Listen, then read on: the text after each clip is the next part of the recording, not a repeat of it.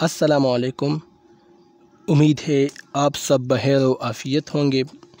آج کے ہمارے لیکچر کا عنوان ہے عمرانی تنقید۔ تنقید کے کئی سارے دبستان ہیں: تاثراتی تنقید، جمالیاتی تنقید، نفسیاتی تنقید، مارکسی تنقید، رومانوی تنقید، بہت سارے ہیں، جن میں سے ایک عمرانی یا عمرانیاتی تنقید بھی ہے۔ عمرانیات یا سماجیات کیسے کہتے ہیں؟ تو مختصر آپ یہ سمجھے کہ معاشرے کا علم سماجیات کہلاتا ہے یا عمرانیات کہلاتا ہے۔ دور جدید میں عمرانیات اور سماجیات کے شعبے انسانی حوالے سے اہم شعبے شمار کیے جاتے ہیں۔ لفظ عمرانیات بہت وسیع مفاہیم رکھتا ہے اور یہ بہت سے شعبۂ ہائے زندگی پر محیط ہے، یعنی زندگی کے بہت سے شعبوں میں اس لفظ کا استعمال ہوتا ہے۔ تنقید میں اس کی ابتدا ٹین نے کی۔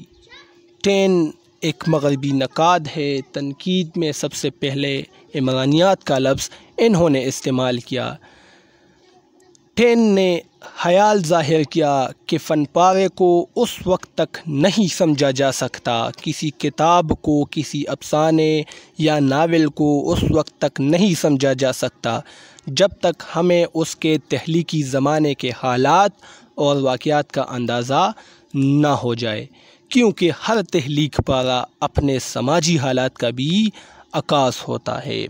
اچھا، ٹین نے پہلی بار یہ خیال ظاہر کیا کہ ہم کسی ناول کو، کسی افسانے کو، کسی کتاب کو، شاعری کو اس وقت تک نہیں سمجھ سکتے جب تک ہم اس کے پیچھے جو حالات ہیں، جس وقت یہ افسانہ، یہ ناول لکھا گیا، اس حالات سے، جس زمانے میں یہ لکھا گیا، ان حالات سے ہمیں واقفیت نہ ہو، ان حالات کے حوالے سے ہمیں معلومات نہ ہو، تو ہم اس افسانے کو یا اس ناول کو اچھی طرح نہیں سمجھ سکتے۔ تو یہ خیال سب سے پہلے ٹین نے ظاہر کیا۔ چنانچہ اس نظریے کے زیر بحث ادب کی حدود ایک طرف تو علم الاقوام یعنی اینتھروپولوجی اور دوسری طرف سماجیات تک پھیل گئی۔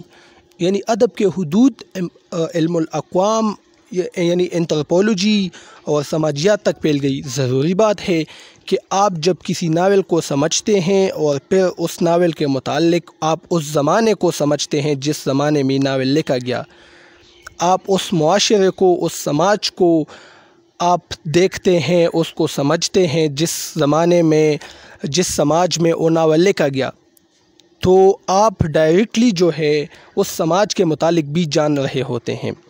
تو اسی طرح علم الاقوام، قوموں کا علم بھی آپ کو ہو ہی جاتا ہے، سماج کا جو علم ہے اس سے بھی آپ پوری طرح واقف ہو جاتا ہے۔ تو اسی طرح جو ادب کے حدود ہیں وہ سماجیات اور اینتھروپولوجی تک پھیل گئی۔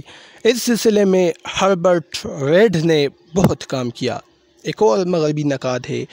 انہوں نے اپنی تحریر انگریزی شاعری کی پرتیں میں بتایا کہ شعر و ادب کا سلسلہ سماجیات اور عمرانیات ہی سے شروع ہوا تھا، اس لیے ان کو سمجھنے کے لیے بھی سماجیات اور عمرانیات کو جاننے کی ضرورت ہے۔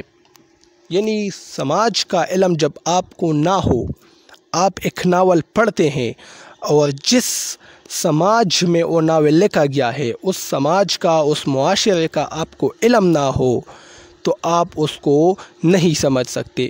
اب مثال کے طور پر اگر ہم شاعری کی بات کریں، ہم میر تقی میر کی شاعری کو روایتی عشق و عاشقی کے معنوں میں لیتے ہیں، لیکن جب ہم میر کا جو زمانہ تھا، جس وقت وہ شاعری کر رہے تھے، اس کا جو سماج تھا، سوسائٹی تھی، اس کو اگر ہم دیکھیں اور پھر میر تقی میر کی شاعری کو ہم پڑھیں تو پھر ہم اچھی طرح سے ان کے مفاہیم کو جان سکتے ہیں۔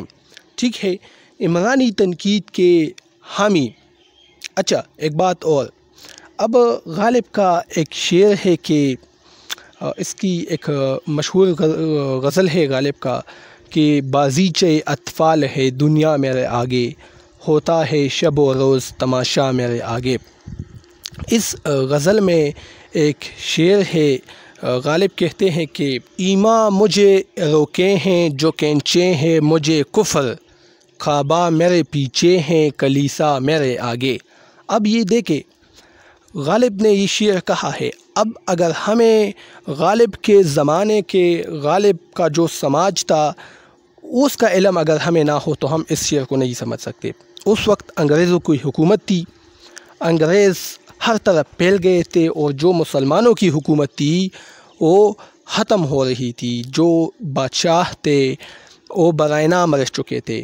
تو جو غالب اب یہاں کہتے ہیں کہ کعبہ میرے پیچھے ہیں، یعنی جو اسلامی سلطنت ہے وہ ختم ہو رہی ہے، پیچھے ہیں وہ، کلیسا میرے آگے، یعنی انگریزوں کی حکومت، کلیسا ان کی ایک جگہ ہے جہاں پر وہ عبادت کرتے ہیں۔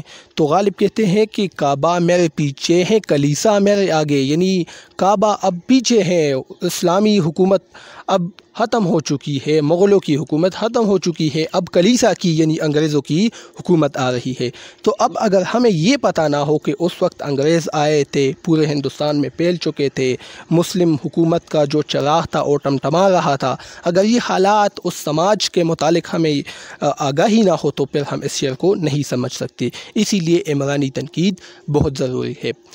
عمرانی تنقید کے حامی جب لفظ معاشرہ استعمال کرتے ہیں تو اس سے صرف سماج ہی مراد نہیں لیا جاتا، بلکہ اس میں وہ تمام ثقافتی اور تہذیبی عوامل بھی شامل ہوتے ہیں جو افراد سے ترتیب پاتے اور افراد ہی پر اثر انداز ہوتے ہیں۔ ٹھیک ہے، عمرانی نکات سب سے پہلے کسی معاشرے اور اس رجحانات کے بارے میں تفصیل جان کر اس زمانے کے ذہنی پس منظر کے بارے میں بات کرتے ہوئے تحریر کو سامنے رکھتا ہے اور دیکھتا ہے کہ ان عوامل نے کس حد تک تحریر پر اثر کیا ہے اور کس حد تک ان اثرات کی عکاسی تحریر میں موجود ہے۔ یعنی جب عمرانیاتی نقاد تنقید کرتے ہیں تو سب سے پہلے سماج کے حالات کو پڑھتے ہیں، پھر اس کے بعد فن پارے کو پرکھتے ہیں کہ کیا اس سماج کا اس فن پارے پر اثر ہے کہ نہیں۔ یہی عمرانیاتی تنقید ہے اور یہی عمرانی نقادوں کا کام ہے۔ عمرانی تنقید کی مدد سے ہم بآسانی جان جاتے ہیں کہ مخصوص حالات کا لکھنے والے کی ذات، تحریر اور زبان پر کیا اثر ہوتا ہے۔ خاص طور پر ناول اور افسانہ دو ایسی چیزیں ہیں جو سماجی حالات سے براہ راست متاثر ہوتی ہیں، چنانچہ ان پر تنقید کے لیے عمرانی تنقید خاص طور پر فائدہ مند رہتی ہے۔ ٹھیک ہے، اردو زبان میں مجنوں گورکھپوری نے اپنے آخری دور میں اس قسم کے تنقید کے لیے بہت کام کیا، عمرانی تنقید کے لیے۔ وہ جب ترقی پسند تحریک سے وابستہ ہوئے تو ادب برائے زندگی پر بحث کرتے ہوئے لکھتے ہیں کہ ادب کے متعلق اب ہر سوال عمرانیات کا سوال بن گیا ہے، کیونکہ حالات بدل گئے ہیں۔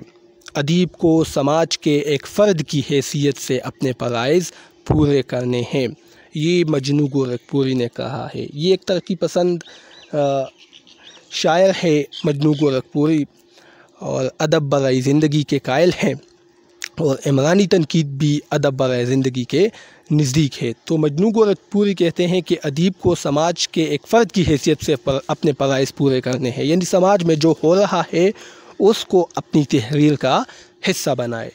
تنقید کے اس رجحان کو، یعنی زندگی کو افسانے، ناول یا کسی کتاب میں، ٹھیک ہے، زندگی کو کسی کتاب میں پیش کرنا، اس رجحان کو پروان چڑھانے کے لیے مجنوں گورکھپوری نے عمرانی نقطہ نظر اپنایا۔ جرات کی شاعری کے بارے میں بات کرتے ہوئے وہ بتاتے ہیں مجنوں گورکھپوری کہ ایسی شاعری صرف لکھنؤ کے ماحول میں ہی پیدا ہو سکتی تھی۔ اب قلندر بخش جرات آپ دیکھیں، ایک شاعر ہیں، دبستان لکھنؤ کا ایک نمائندہ شاعر ہے۔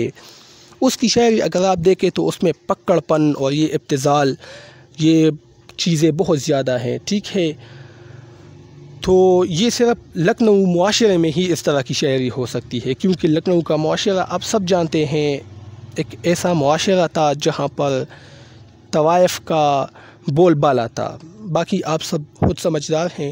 تو وہی شاعری، وہی رجحانات وہ اس کی شاعری میں موجود ہیں، قلندر بخش جغاد کی شاعری میں۔ دور جدید کے زیادہ تر نقاد تنقید میں عمرانی نقطۂ نظر کو ہی سامنے رکھتے ہیں۔ ڈاکٹر سید عبداللہ نے اپنی کتاب نقد میر میں اس انداز کو بھرپور طریقے سے پیش کیا اور میر کے زمانے کے سارے حالات اور واقعات کو سامنے رکھتے ہوئے میر کے کلام پر انتقاد کیا، یعنی تنقید کی۔